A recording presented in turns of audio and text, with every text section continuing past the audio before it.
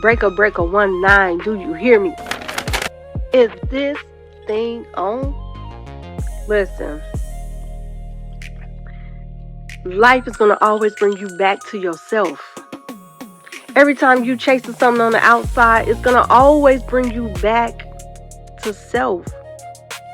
Because your happiness, your completeness, your wholeness, your experience is not the outside. It's everything that is on the inside of you. That's your focus. That's your goal. That's your orientation. Back to self. Listen, for real. You got to understand when you're hearing the thoughts and you're feeling the feelings and the urges to get you to do something, to not do something, to shut it down, when you wondering, is this fear or is this my instincts? What you need to pay attention to is, when does it speak? Does it speak to keep you in alignment with yourself, or is it drawing you outside of self?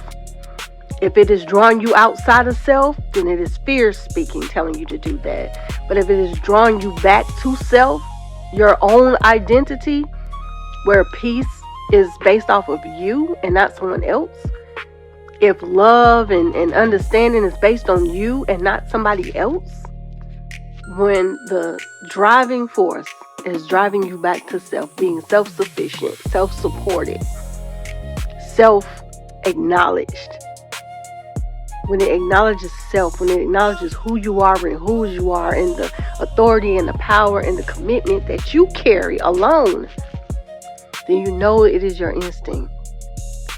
It is a thin line between fear and instinct, because they sound the same.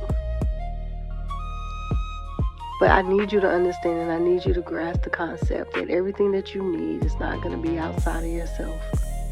You don't need the job to get you to where you're going. You don't need the friendship to make you feel a certain way. You don't need the relationship. You don't need the partnership to help you identify who you are.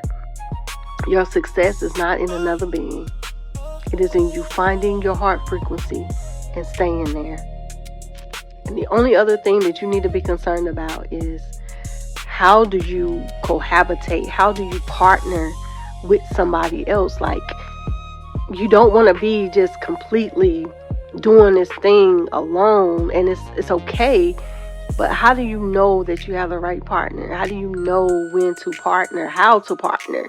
If you're always driven back to self, it's because you're going to be in alignment with somebody who is secure with self. Someone who is self-assured, self-identified with who they are and whose they are. And then you're going to be able to balance each other. That is the true partnership.